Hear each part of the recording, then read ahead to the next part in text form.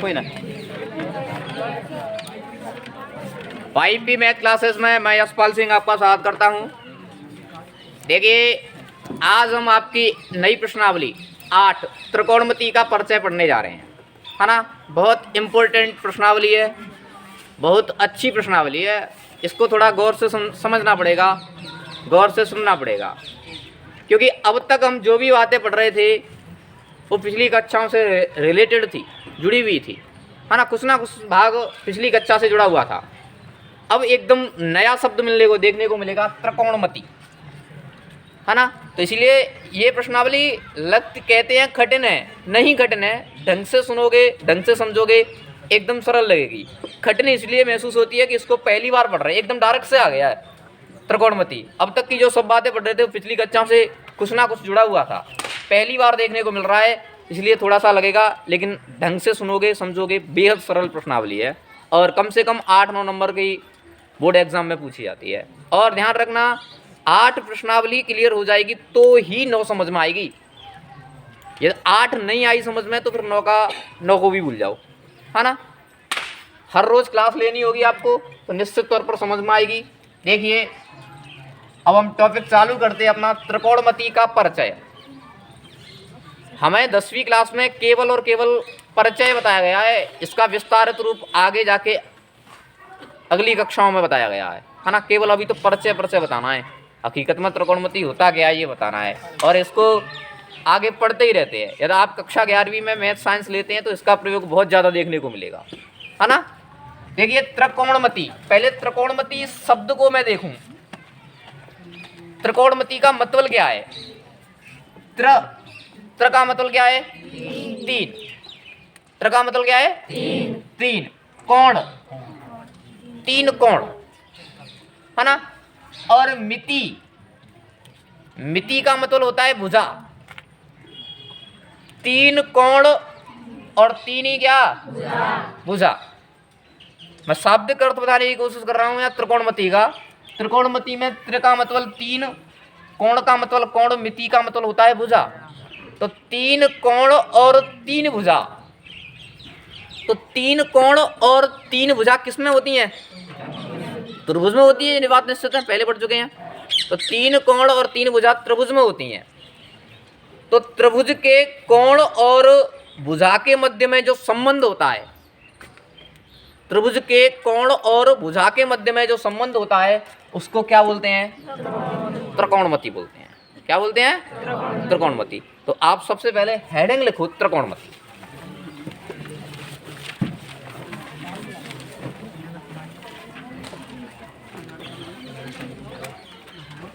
Heading लिखो, त्रिकोणमिति।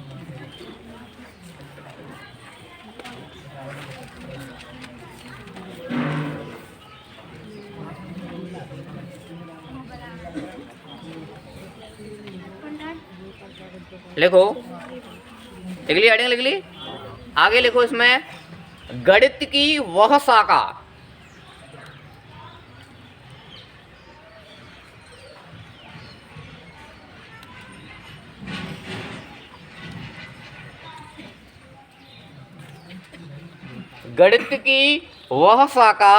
जिसके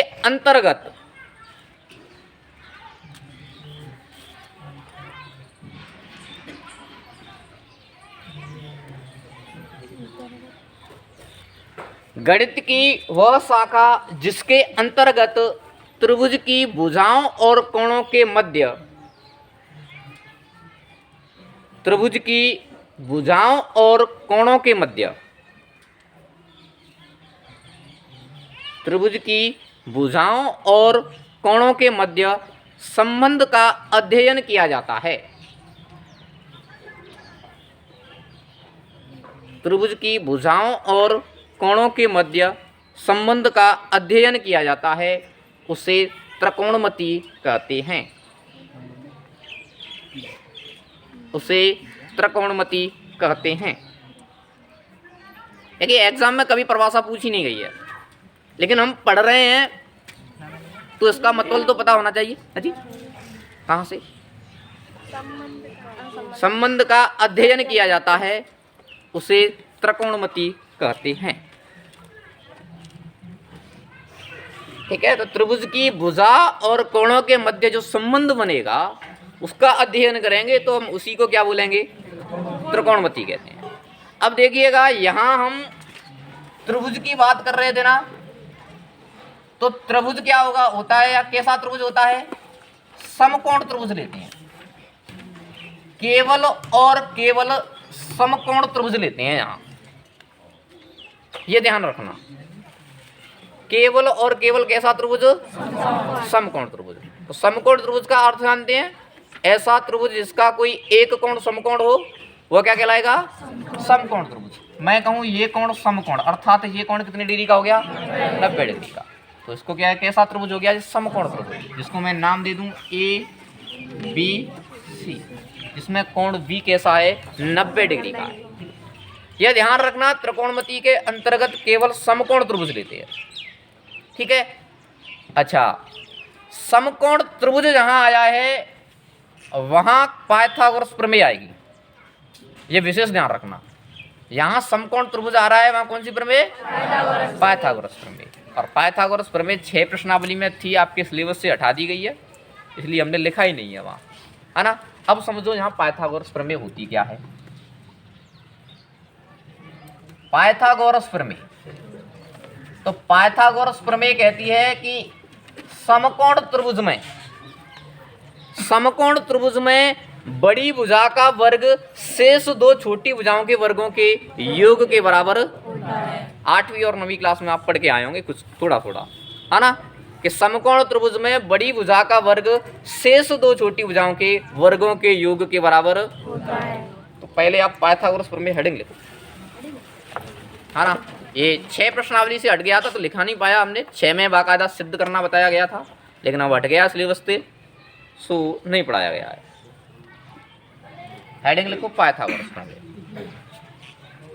Pythagoras प्रमेय या बोधायन प्रमेय, बात एक ही होती है। ठीक है, यहां भी समकोण त्रिभुज आता है, वहां पाइथागोरस प्रमेय लगाते हैं। तो लिखो इसमें आगे,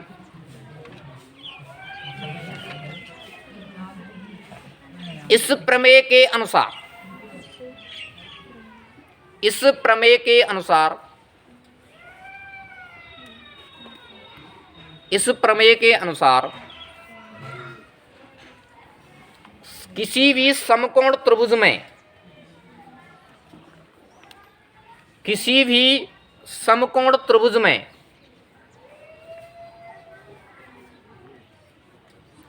किसी भी समकोण त्रिभुज में बड़ी भुजा का वर्ग,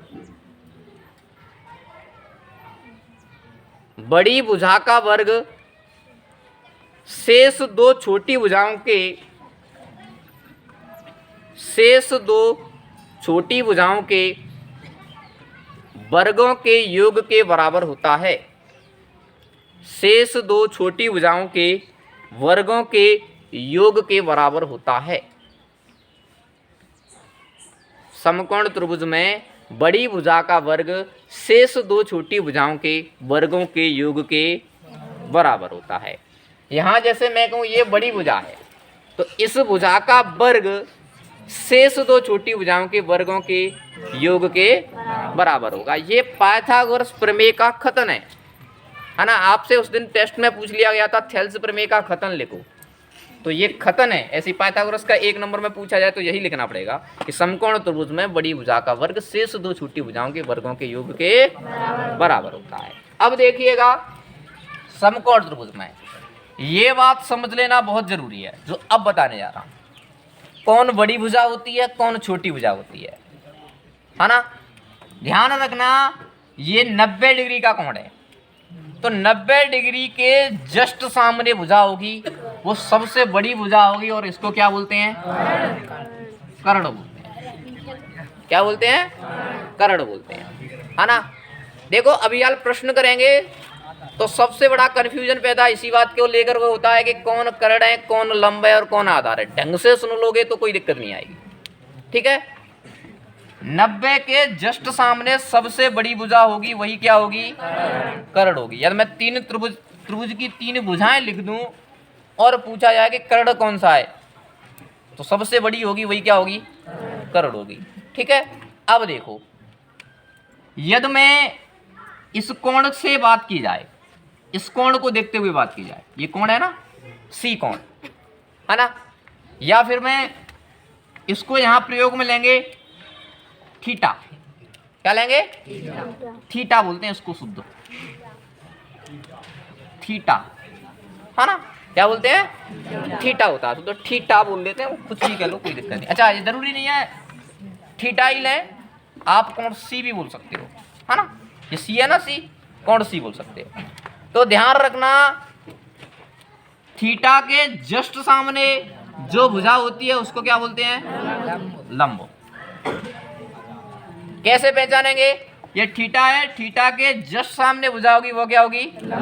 लंब होगी। और 90 के जस्ट सामने भुजा होगी, वो क्या होगी? कर्ण होगी। शेष भुजा होगी वह आधार कहलाती है। शेष भुजा क्या कहलाती है? आधार कहलाती है। तो देखिएगा, कर्ण तो फिक्स रहने वाला है, सबसे बड़ी भुजा होगी 90 के सामने, वो क्या होगी? कर्ण होगी। यदि मैं थीटा को चेंज कर दूं तो देखना लंब और आधार चेंज हो जाएंगे आपस में। देखो जी, मैं ए बी सी, यही तो त्रिभुज है, यही वाला त्रिभुज मैंने यहाँ दोबारा बना दिया है, यहाँ 90 डिग्री का कोण है, तो 90 के जस्ट सामने तो कर्ण, इस बात में तो कोई संदेह ही नहीं है। ठीक है। अच्छा, यहाँ थीटा लिया था भैया मैंने, इस वाले प्रश्न त्रिभुज में यहाँ थीटा लिया था। आज मैं थीटा यहाँ प्रयोग में लूं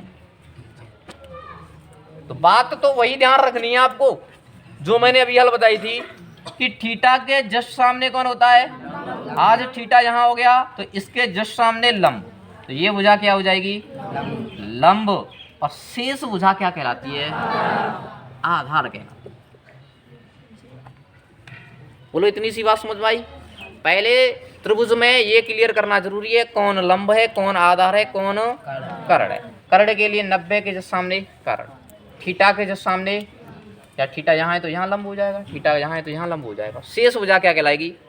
आधार। आधार को पहचानना नहीं है, बच्चा होगा वही क्या है, आपको तो लंब और कर्ण पहचानना है। ठीक है। तो पाइथागोरस प्रमेय के अनुसार अभी हाल मैंने कहा था आपसे कि समकोण त्रिभुज में बड़ी भुजा का वर्ग, तो बताइए यहाँ बड़ी भुजा कौन है? कर्ण। कौन है? कर्ण। तो कर्ण का वर्ग, बड़ी भुजा कर्ण ही तो होगी, तो कर्ण का वर्ग शेष दो भुजाओं के वर्गों के योग के बराबर होता है, शेष दो छोटी भुजाओं के वर्गों के योग के बराबर। तो कर्ण हो गया, शेष कौन बचा? लंब और आधार। तो लंब और आधार शेष दो छोटी भुजाओं के वर्गों का योग, वर्गों का क्या करना है? योग, इसके बराबर होता है। तो आप नीचे ये लाइन लिखो, कर्ण बराबर लंब का वर्ग प्लस आधार का वर्ग। हाँ जी, हाँ, चित्र बाद में बनाना, पहले ये बात लिख लो, कर्ण बराबर लंब का वर्ग प्लस आधार का वर्ग, उसके बाद में ये दोनों चित्र बना लो।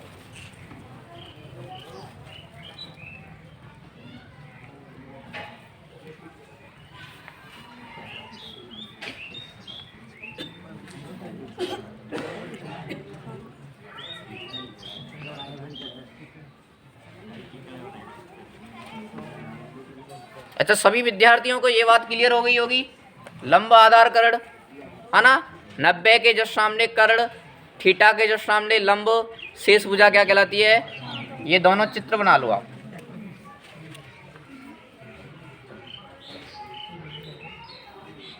देखिए, आज आपको एक नई बात सीखने को मिलेगी, अब तक नहीं पढ़ा होगा तुमने, शायद इतना तो पढ़ा होगा, पाइथागोरस प्रमेय ये भी पढ़ लिया होगा, यहाँ से आगे की बात नहीं होगी बिल्कुल। हाँ जी, हाँ,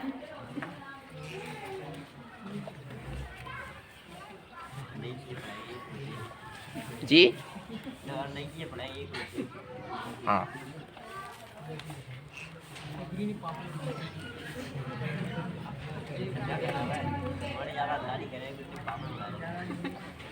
चालू है, शांत रहो थोड़ा, है ना। हाँ, लिख लिया? क्या बना, चित्र तो बनाना है, जल्दी से बनाओ।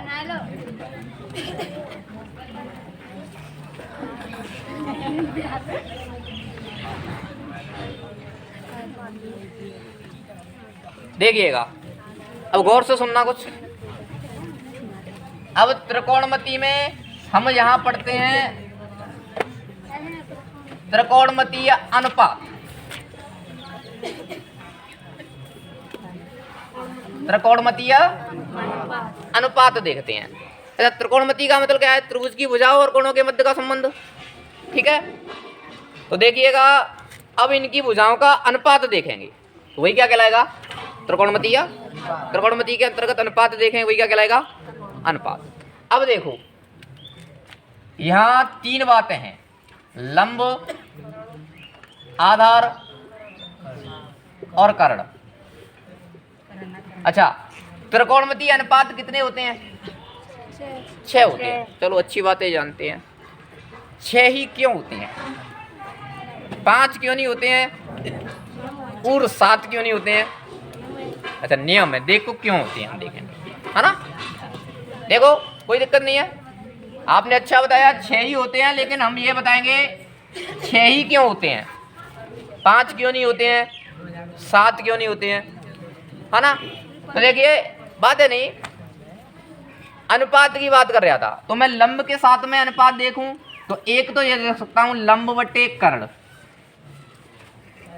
है ना, और एक क्या देख सकता हूं, लंब बटे आधार।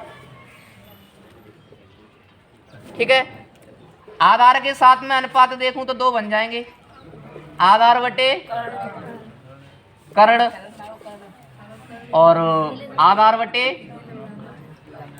लंब। कर्ण के साथ में भी 2 अनुपात हो सकते हैं, कर्ण बटे लंब और कर्ण बटे आधा। समझ में आ रहा ना? इनके साथ में मैं अनुपात की बात कर रहा हूं, तो लंब के साथ में एक तो लंब है, एक लंब के साथ में अनुपात कर्ण का ले सकते हैं, एक काय का ले सकते हैं। ऐसे ही आधार के साथ में एक अनुपात कर्ण का ले सकते हैं और काय का ले सकते हैं, कर्ण के साथ में लंब ले सकते हैं। और अब तो 1 2 3 4 5 6, ये 6 ही स्थिति संभव है ना, तो यहाँ स्थिति 5 संभव है ना 7, और कोई स्थिति नहीं बनेगी। तो देखिएगा, लंब बटे कर्ण होता है ना, इसी को हमने नाम दे दिया साइन थीटा। लंब बटे कर्ण बार बार पढ़ेंगे तो ये अच्छा सा नहीं लगेगा। लंब बटे कर्ण का ही नाम क्या दे दिया हमने? साइन थीटा दे दिया। अब यार वो याद कैसे रखना है, मैं सब कुछ बता दूंगा, है ना, उसके लिए परेशान नहीं होना है ना। अच्छा, लंब बटे आधार क्या हो जाएगा? टेन थीटा, नहीं टेन थीटा, है ना, क्या हो जाएगा? Tan theta. और आधार बटे कर्ण क्या हो जाएगा? कॉस थीटा हो जाएगा। ठीक है, और आधार बटे लंब क्या हो जाएगा? कॉट थीटा, कॉट होगा, है ना। और कर्ण बटे लंब क्या हो जाएगा? कॉसेक, क्या हो जाएगा? कॉसेक। और कर्ण बटे आधार क्या हो जाएगा? सेक हो जाएगा, क्या हो जाएगा? Sec theta. बस बात यही थी कि हम कर्ण बटे लंब कहते थे ना, कर्ण बटे लंब को एक नया नाम दे दिया, क्या? Sine theta. थीटा का मतलब क्या है? ये कोण कितने का है, ये कोण कितने का चल रहा है। थीटा यहाँ होगा तो इसकी स्थिति चेंज होगी, यहाँ होगा तो स्थिति चेंज होगी। और एक और ध्यान रखना, ये तो बात 90 है, यहाँ थीटा नहीं हो सकता है, ये तो पहले से ही फिक्स है ना। कितने का है ये कोण? यहाँ हो सकता है अथवा यहाँ हो सकता है। अब ये बताइए, जो थीटा का मान होगा वो हमेशा कैसा होगा? हमेशा कैसा होगा? 90 से कम होगा, क्योंकि इन त्रिभुज के तीनों कोणों का योग 180 डिग्री होता है। अब अकेले का योग 90 हो गया, इन दोनों का योग कितना होगा? जरूरी नहीं है 60 और 30 भी हो सकते हैं, लेकिन इन दोनों का योग करोगे तो कितना होगा? 90। तो कहने का मतलब ये है कि ये दोनों कोण आपस में 90 से कैसे होंगे? कम ही होंगे। तो ध्यान रखना, जितने भी कोणों पे हम थीटा ज्ञात करेंगे वो थीटा हमेशा न्यून कोण होगा, कैसा होगा? क्योंकि 90 से छोटे कोण को क्या बोलते हैं अपन? न्यून कोण। इतनी सी बात समझ में आई? तो ये कोई पूछे साइन थीटा होता क्या है, त्रिकोणमिति पूरी पढ़ लेते हैं और उनसे ये पूछा जाए साइन थीटा का मतलब क्या होता है, कोस थीटा का मतलब क्या होता है, तो नहीं पता है। त्रिकोणमिति पूरी पढ़ लेते हैं तो साइन थीटा का मतलब पूछे आपसे तो क्या बोलोगे कि किसी समकोण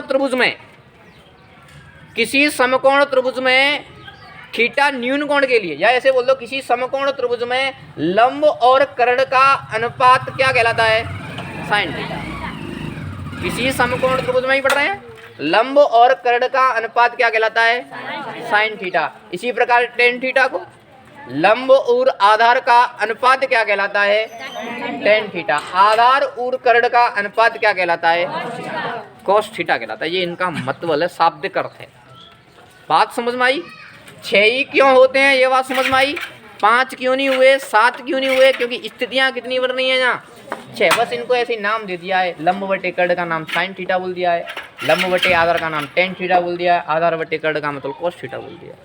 कोई परिभाषा पूछे कि कोस थीटा होता क्या है, तो किसी समकोण त्रिभुज में आधार और कर्ण का अनुपात क्या कहलाएगा? ऐसी किसी की परिभाषा बना सकते हो, कोई भी पूछा जा सकता है। समझ में आ रही है बात? अब देखिए इनको याद कैसे रखेंगे, उनके लिए पहले इनका क्रम का पता होना बेहद जरूरी है।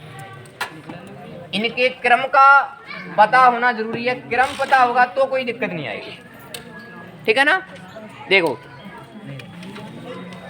पहला होता है साइन थीटा, दूसरा होता है कॉस थीटा, तीसरा होता है टेन थीटा, चौथा क्या होता है? कॉट थीटा, सेक थीटा और कोसेक थीटा। ये क्रम याद रखोगे तो सूत्रों को याद करने में ज़्यादा प्रॉब्लम नहीं आएगी। क्रम याद है तो ये समझो सूत्र चुटकियों में याद हो जाएंगे, आसानी से याद हो जाएंगे। और इस प्रश्नावली में यदि सूत्र याद है तो ही आप कुछ कर पाओगे, सूत्र याद नहीं है तो कुछ भी नहीं होगा। हर एक प्रश्न में सूत्र लगने वाला है, कोई भी सूत्र लगे, कैसा भी सूत्र लगे, हर एक प्रश्न में सूत्र लगना है। जितने भी मैं सूत्र लगाऊं उनको आपको लिख लिख के याद करना, ये समझ लो। याद करना, याद नहीं हुए तो त्रिकोणमिति बिल्कुल भी समझ में नहीं आएगी, इतनी सी भी समझ में नहीं आएगी, ये समझ लेना, है ना? पहले याद करना है इनका क्रम, sine theta, cos theta, tan theta, cot theta, sec theta, cosec theta. 2-4 बार आप बोलोगे, आपको अभी पहली बार सुन रहे होंगे तो नया सा लग रहा होगा, है ना? है ना? और थोड़ा स्कूल में पढ़ लिया होगा तो कोई दिक्कत नहीं आ रही होगी, है ना? तो 2-4 बार बोलोगे तो अपने आप आ जाएगा साइन, कोस, टेन, कोट, सेक, कोस है। अच्छा मैंने ये ऐसे क्यों लिखे हैं? ऐसे करके याद करने के लिए, आपको ऐसे करके याद हो जाए।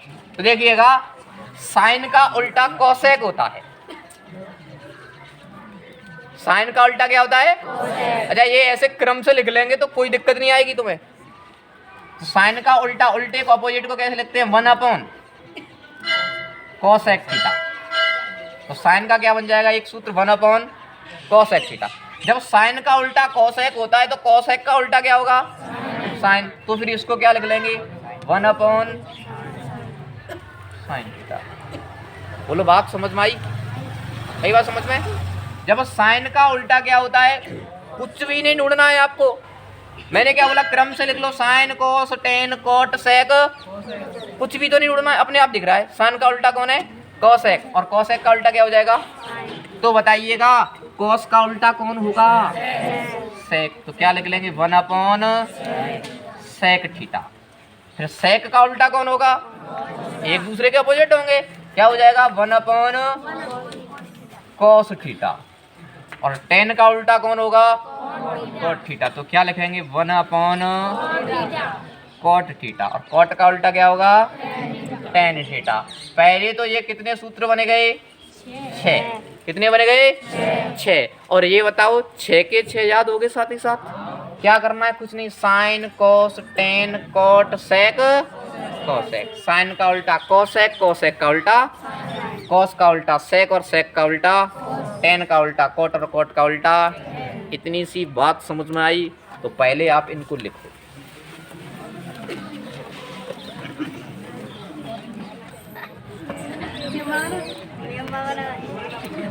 हाँ जी, देखिएगा। अब देखिए इनको ये 6 सूत्र याद रह गए। 6 फिर निकल के आएंगे, ऐसे करके 6 से निकल के आएंगे। तो ये 6 तो सीधे सीधे याद रह गए थे, है ना। अब आता है एक बढ़िया सी बात, लाल बटे, ये याद रखना है, सूत्र याद रह गए, ये याद रखना है, लाल बटे, ये याद रखा सूत्र। याद कैसे रखना है, पहले कोई जन्म लेता है तो लाल होता है, बाद में कौन बनता है, याद रह जाएगा, लाल बटे कक्का। तो देखिए कुछ भी नहीं करना, इधर आ जाओ, सीधा सीधा लगा दो। अच्छा समझ में निकले, अच्छा नहीं आया समझ में, तो अभी मैंने कुछ समझाया ही नहीं है, आप इधर आ जाओ, देखिएगा बातें नहीं। हम समकोण त्रिभुज की बात कर रहे थे आपसे अभी हाल। तो समकोण त्रिभुज में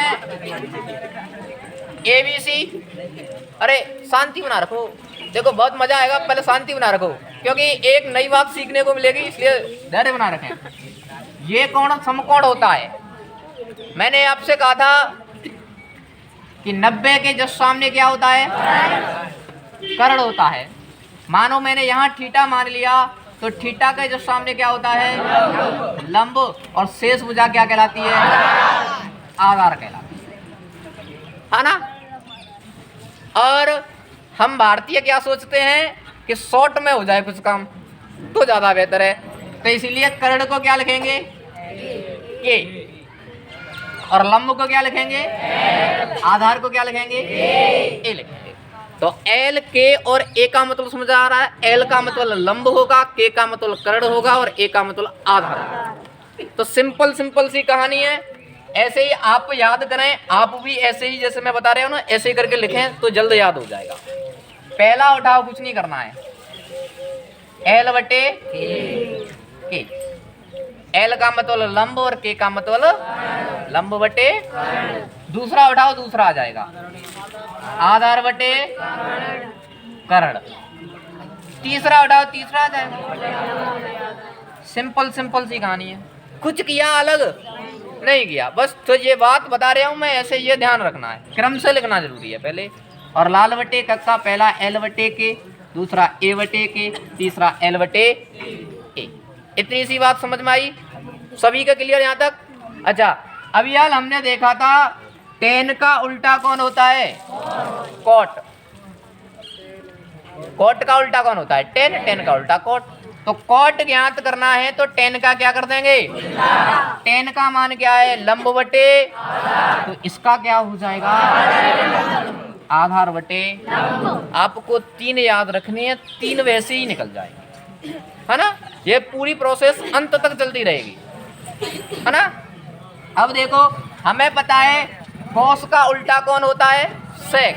कौन होता है, तो सेक ज्ञात करना है तो कोस का क्या कर देंगे, इसका उल्टा करोगे तो क्या हो जाएगा, कर्ण बटे आधार हो जाएगा। समझ में आ रही है कहानी। अच्छा कोसेक का उल्टा कौन होता है, साइन। कौन होता है, तो साइन का उल्टा कर देंगे तो कोसेक मिल जाएगा, तो इसका उल्टा क्या बन जाएगा, कर्ण बटे लंब मिल जाएगा। बोलो इतनी सी बात समझ में आई, आएगी नहीं। हाँ तो देखिएगा यहीं से पहले आप वो इतना लिख लो तो ज्यादा बेहतर।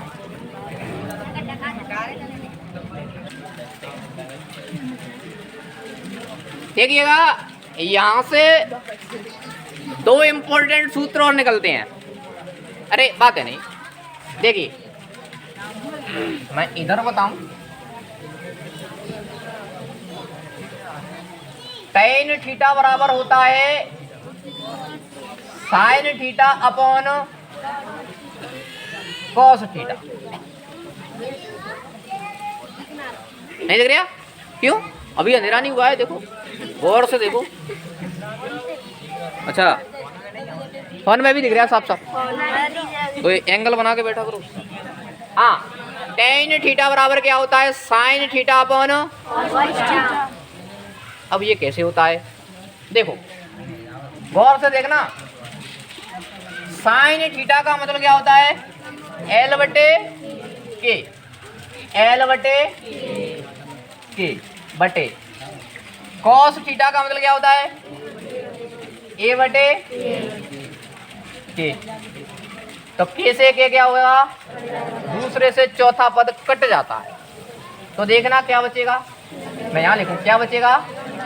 लंब बटे, और लंब बटे आधार कौन होता है? tan theta. कौन होता है? tan theta.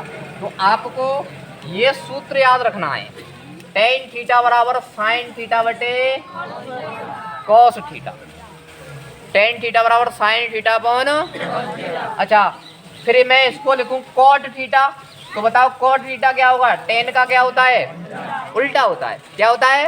तो इसका उल्टा क्या हो जाएगा? cos थीटा बटे sin थीटा। बोलो याद रह जाएंगे दोनों। कैसे होता है? यदि इसको भी निकालना चाहें तो ऐसे ही ज्ञात कर सकते हैं ना, इसको भी ज्ञात करना चाहोगे या ऐसे मान जाएंगे कर सकते हो। cos को क्या लिखेंगे? a अपॉन के। साइन को क्या लिख लेंगे? l अपॉन के। तो दूसरे से चौथा पद कट जाता है, क्या बचेगा? a बटे l क्या होता है? cot theta. क्या होता है? लिख लो आप। हाँ लिख लो, बस क्या होती है लिख लो।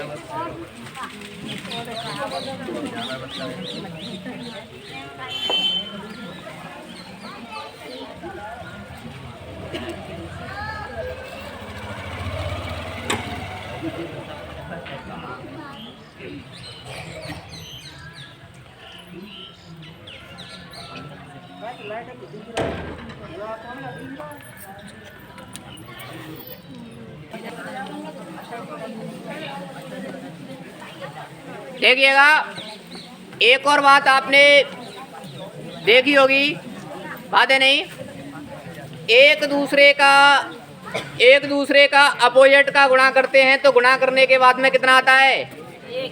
एक। बात है नहीं? हेलो, बातें ना करो, इधर ध्यान दो। हाँ हाँ शाबाश, इधर आ जाओ। किसी भी संख्या के अपोजिट का गुणा करें या विलोम का गुणा करें तो गुणा करने पर कितना आता है? जैसे मैं कहूँ 4/5 का उल्टा क्या होगा? 4/5 का प्रतिलोम क्या होगा? 5/4 होगा कि नहीं होगा? 4/5 का प्रतिलोम क्या होगा? 5/4। तो ये 4 से 4 कट जाएगा, 5 से गुणा करने के बाद कितना आता है? 1 आता है। तो हम कक्षा 8 में पढ़ के आए हैं प्रतिलोम का गुणा करने पर कितना आता है? 1 आता है। अच्छा, ये बात जब संख्याओं पर लागू होती है तो ये बात त्रिकोणमिति पर भी लागू होती होगी या नहीं होती होगी? तो देखिएगा, साइन थीटा का उल्टा क्या होता है? Cosec theta. मैंने अभी यार बताया था कि प्रतिलोम का गुणा करने पर या विलोम का गुणा करने पर या व्युत्क्रम का गुणा करने पर कितना आता है? 1। तो साइन का व्युत्क्रम कौन होता है? कॉस है। तो इनका गुणा करेंगे तो कितना आ जाएगा? 1। ये भी एक सूत्र बन गया, ठीक है, काम आएगा। कॉस अच्छा, कॉस का उल्टा क्या होगा? सेक।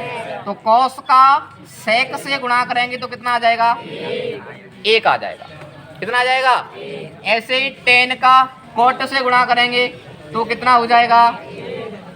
आप ये भी लिख लीजिएगा, सॉरी, अपोजिट का गुणा करने पर 1 होता है। ये बात संख्याओं पे लागू होती है, तो ये बात त्रिकोणमिति में भी लागू होगी, इसलिए ये 3 सूत्र और नए बन गया, लिख लीजिएगा। हाँ जी, सॉरी गलत हो गया कुछ। यहाँ 10 का गुणा कोट से करोगे तो कितना हो जाएगा? 1 हो जाएगा, ठीक है। एग्जाम्पल सब कल हो पाएंगे। धन्यवाद देखने वालों के लिए, और देखने वाले वीडियो को लाइक ज़रूर करें यदि अच्छा लगता है तो, और अपने अन्य मित्रों के साथ शेयर ज़रूर करें। धन्यवाद।